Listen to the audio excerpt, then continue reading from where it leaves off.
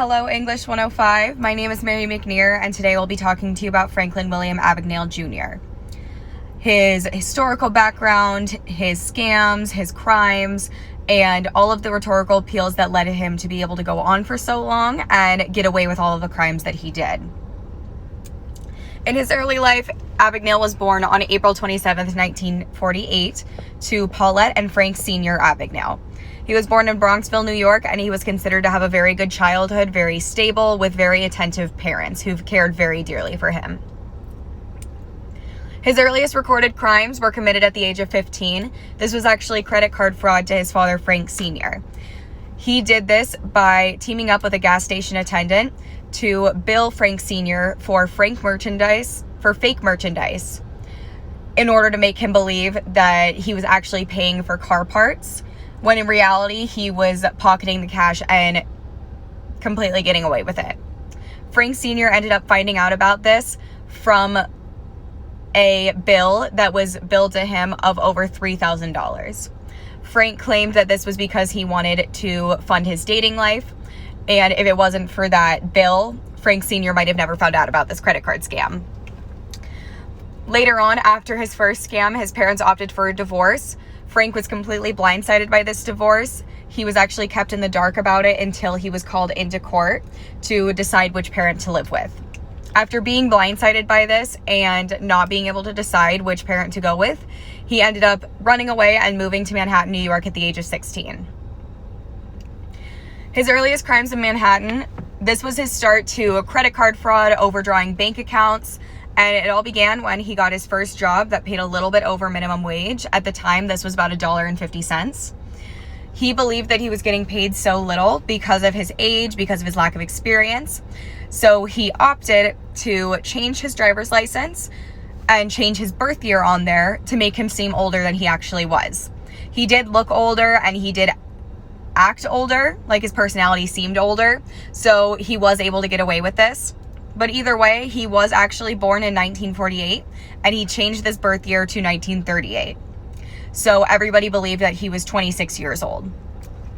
He started with simple check fraud by opening bank accounts in his own name, and he ended up overdrawing the account, spending as much money as he could. And then when the bank requested payment, he would just disappear and run away, and nothing would ever come about that. Moving on to the start to his bigger crimes. His biggest crimes were when he passed bigger checks as he posed as a pilot. This was his most known scam, is posing as a pilot and faking all of his credentials to be a pilot. He did have a few other ones, such as impersonating a physician, a lawyer, and sociology professor. This was over the span of about 4 years that he impersonated all of these different people. Either way, I took this quote straight from Abagnale's book, Catch Me If You Can. And it says, "Why I thought I could walk into any hotel, bank, or business in the country and cash a check. Airline pilots are meant to be admired and respected, meant to be trusted, men of means. And you don't expect an airline pilot to be a local resident or a check swindler." This can kind of give you some insight into why he chose a pilot to be the main source of a scam, because he respected them along with the rest of the public. Flying was a fairly new practice at this time, so a pilot was considered to be a very smart man, a very trusted man, because he held all of these lives in his hands. He did this by contacting a Pan Am airline associate and telling them a sob story about how he was a pilot and he needed a new uniform because he lost his backup and his main uniform. He was so convincing to this associate that she actually just gave him a new uniform completely free and billed the airline for this uniform. This is kind of how it all started. Once he looked the part, he started to act the part, and he faked his airline pilot license in order to be able to fly. He also, through his scam of being a pilot, he started to deadhead, which pretty much means that he could fly anywhere for free because he was a quote-unquote pilot. So he would not fly with Pan Am, but he would fly with other airlines to get free flights. And this made his scams go all over the country, all over the globe, and just expanded his overall scam.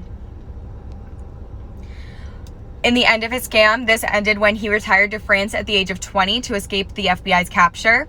It's allegedly known that the FBI was alerted by one of his ex-girlfriends.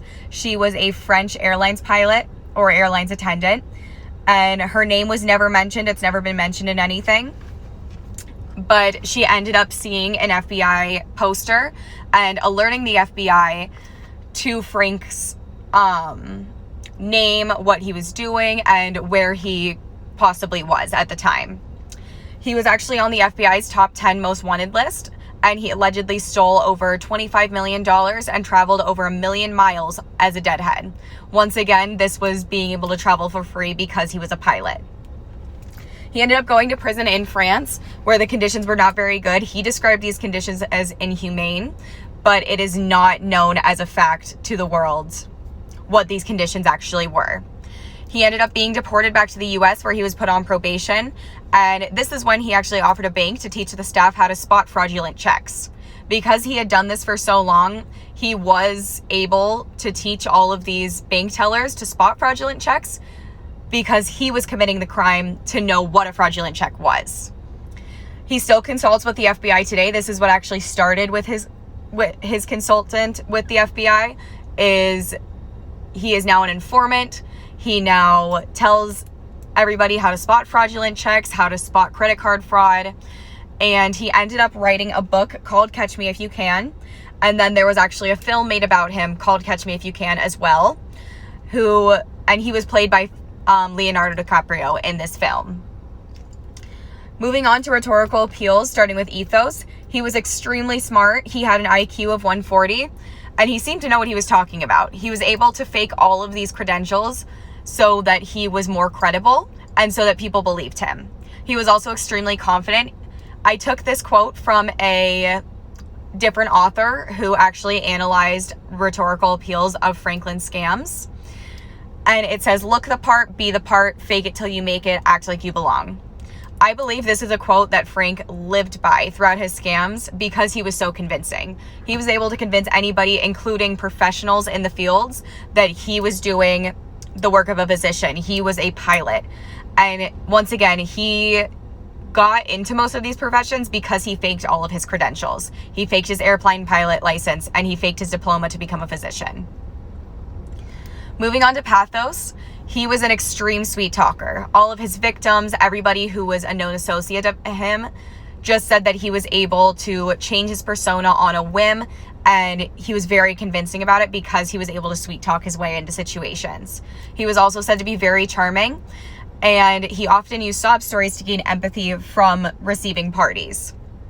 For example, when he requested that Pan Am uniform, the new uniform for his pilot scam, he told the associate that he was talking to a sob story about how he needed to fly, he needed to do his job, he was a pilot, and he had left his uniform somewhere in LA and had lost his backup uniform, and that in a few days he needed to fly, he needed to do his job. And he was able to get away with this crime without providing any credentials to this associate to get the uniform.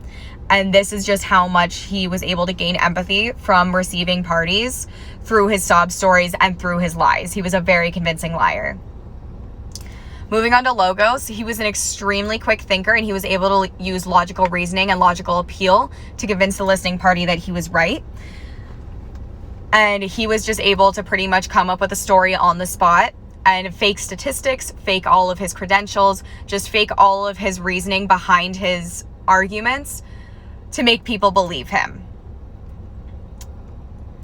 And finally, my works cited page. I did use all of these websites in my presentation, along with Frank Abagnale's book, Catch Me If You Can, along with his FBI official website, and along with a few other authors who went over his rhetorical appeals throughout of his crimes.